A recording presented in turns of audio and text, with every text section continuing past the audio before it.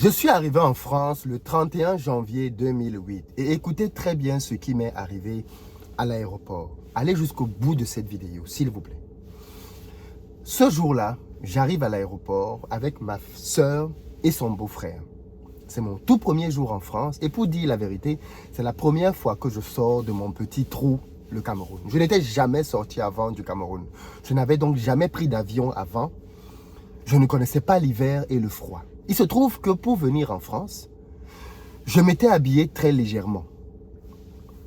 Ce jour-là, ma mère m'avait proposé de prendre des manteaux et autres. Je trouvais que c'était trop lourd, ça ne servait à rien. J'avais donc pris un petit pull. On m'a laissé embarquer avec ça. Arrivé à l'aéroport, je vous assure, j'ai connu l'une des pires arrivées en France possibles. Quand j'étais dans l'avion, j'avais sur moi mon pull over et ma petite jaquette.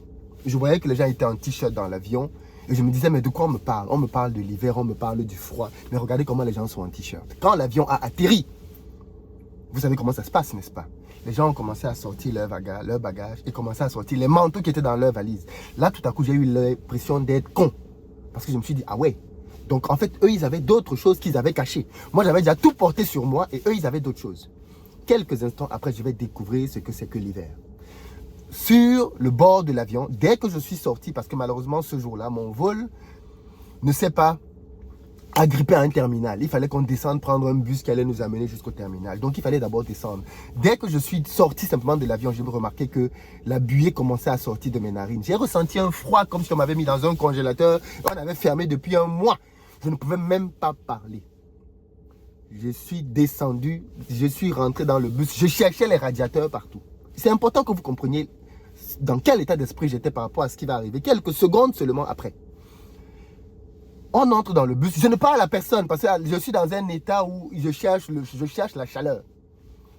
On sort du bus, on fait les formalités douanières, on sort. Et pendant qu'on est en train de sortir de l'aéroport, dès qu'on passe la douane, alors attention, entre-temps, je suis dans un environnement qui est chauffé, donc je reprends mes esprits, je recommence à parler et à sourire. Mais attention, il faut se comporter. Personne ne doit savoir que tu arrives en France pour la première fois. Donc tu ne dois avoir aucun geste brutal ou aucun geste bizarre. J'observe autour de moi toutes les étapes et je veux être intégré dès l'arrivée à l'aéroport. Là où il y a les escalators, je dois bien prendre l'escalator. Il ne faut pas que tu viennes prendre l'escalator. On commence à prendre les vidéos sur toi, on fait les mêmes sur ça internet parce que le gars est venu, il a glissé, il est tombé. Non, non, j'essaye d'être propre dans tout ce que je fais parce que je veux que mon arrivée en France doit être bien. Dès qu'on sort de la douane, je dis bien dès qu'on sort de la douane, il y a 3 personnes qui sont en train de se disputer. Ils sont congolais.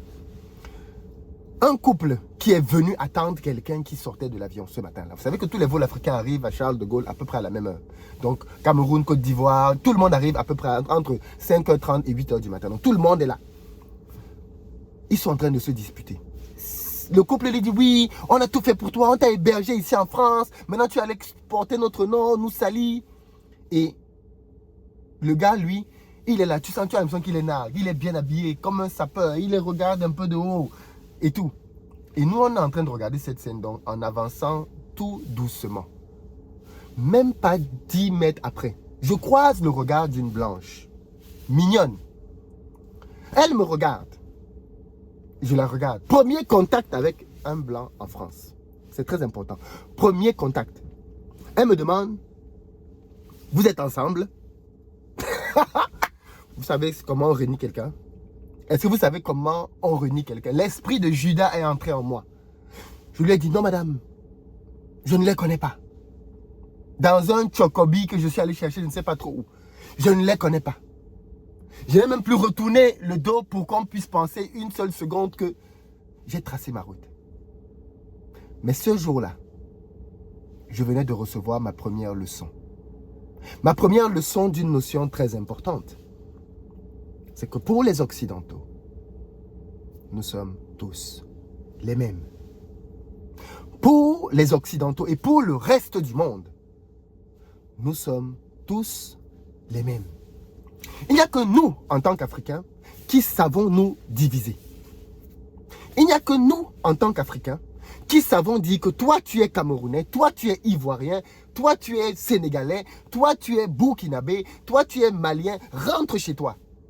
Il n'y a que nous, Africains, qui faisons ce genre de distinction. Parce que pour le reste du monde entier, Nous sommes les mêmes. Du pareil au même. Souvenez-vous pendant la crise Covid en Chine. J'avais fait des vidéos pour dénoncer ça ici. Des Chinois avaient interdit les Africains de sortir de leur maison, alors même que d'autres pouvaient librement circuler. Vous vous rappelez de cet épisode, n'est-ce pas, pendant la crise Covid? La Chine avait interdit aux Africains de sortir de chez eux. Ça a fait le tour des réseaux sociaux, j'en avais parlé aussi. Vous pensez que les Chinois, ils interdisaient aux Camerounais de sortir et ils permettaient aux Ivoiriens de sortir? Vous pensez qu'ils interdisaient les Nigérians et ils laissaient les Ghanéens? Tous les mêmes. Même traitement pour les Africains. Il n'y a que nous qui continuons avec cet esprit de division, pensant que Camerounais, Ivoiriens, Congolais sont différents. Les amis, aux yeux du monde, nous sommes les mêmes. Nous avons les mêmes problèmes, nous avons les mêmes identités et nous sommes assimilés aux mêmes misères. Arrêtons avec ces bêtises de division. Arrêtons avec ces bêtises de division.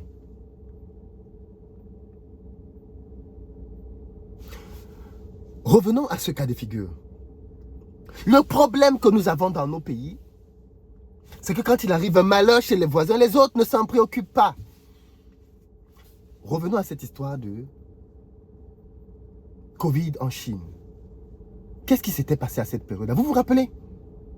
Est-ce que vous vous rappelez? L'ambassadeur du Nigeria avait fait une sortie. On a convoqué d'ailleurs au Nigeria l'ambassadeur de Chine pour des explications. Le Nigeria a fait un communiqué pour ses populations. Est-ce que vous avez entendu les autres sortir? Alors que les populations qui étaient arrêtées là-bas étaient de partout. Vous avez entendu les ambassadeurs camerounais, ivoiriens, sénégalais et tout ça sortir? Alors même que les populations qui étaient arrêtées là-bas étaient de tous les pays. On ne gère pas les problèmes des autres. On considère que quand quelque chose arrive à un Africain, c'est pour eux là-bas. Ça ne nous concerne pas. Alors même qu'en face, nous sommes tous traités de la même manière, de la même façon, sans aucune distinction profonde. Nous sommes assimilés aux mêmes choses.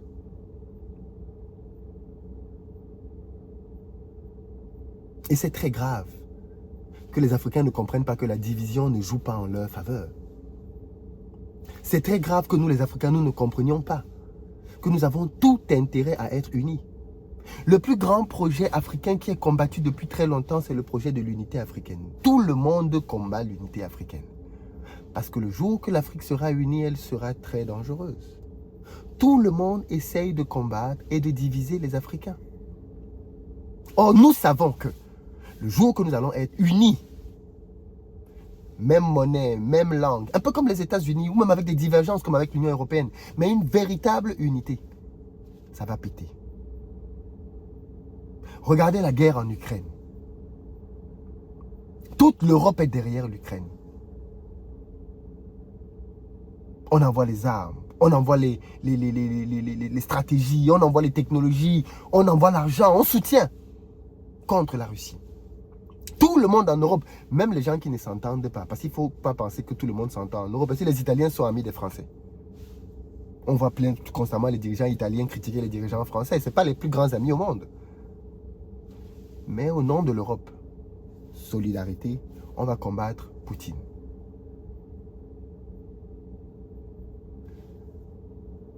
Il est plus qu'urgent que les Africains sortent des petites divisions claniques et tribales.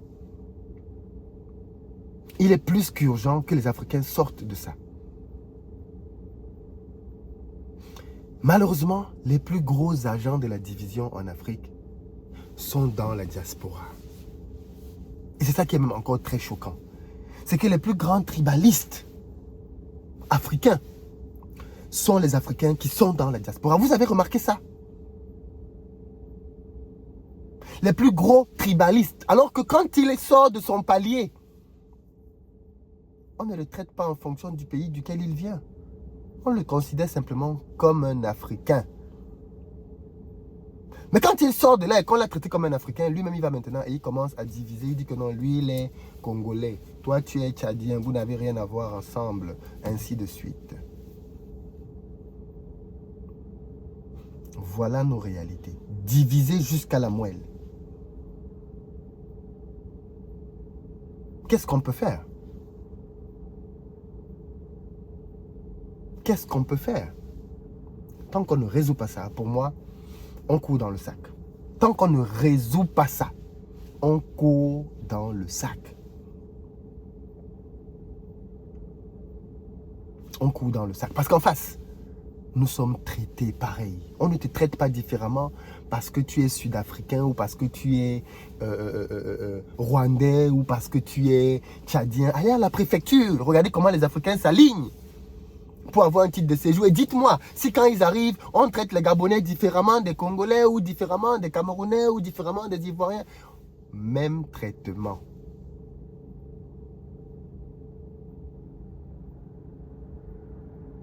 Quand l'extrême droite combat l'Afrique, est-ce qu'elle combat un pays en particulier? Elle combat l'Afrique. Elle combat l'Afrique. Les Africains gagneraient rapidement à comprendre qu'ils sont plus unis que jamais. Ils sont unis parce qu'ils ont le même ennemi, ils ont les mêmes problèmes, ils rencontrent les mêmes souffrances. C'est ça qui les unit. Ils ont des histoires semblables avec la colonisation. C'est ça qui les unit. Ce qui les unit est tellement plus fort que ce sur quoi ils divergent, qu'ils ne gagneraient pas du tout à s'appuyer sur leurs petits éléments de divergence, mais plutôt à s'appuyer sur leur grand fond commun. Et c'est urgent. C'est urgent. Partagez la vidéo parce que je pense que tous les Africains doivent entendre ce message. Et il est plus que temps qu'on se réveille. Il est plus que temps qu'on se réveille.